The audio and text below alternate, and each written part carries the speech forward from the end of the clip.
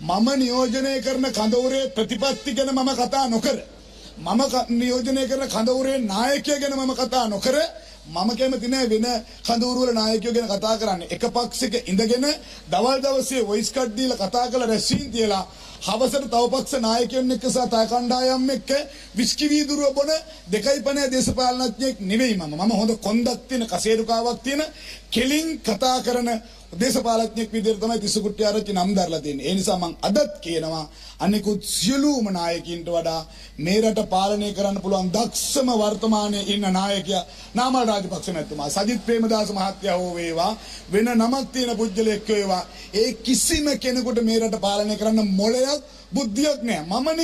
මම නෙමෙයි අන්න යම් මන්ත්‍රීවරයෙක් ප්‍රකාශ කරා මම දැක්කා මට ඒ පුජ්‍යලයාගේ නම මතක නැහැ. රනිල් වික්‍රමසිංහ මහත්තයාගේ මොළයයි මට මතක විදිහට නවීන් දිසානායක මහත්මයා යෝජනා කරනවා මම දැක්කා.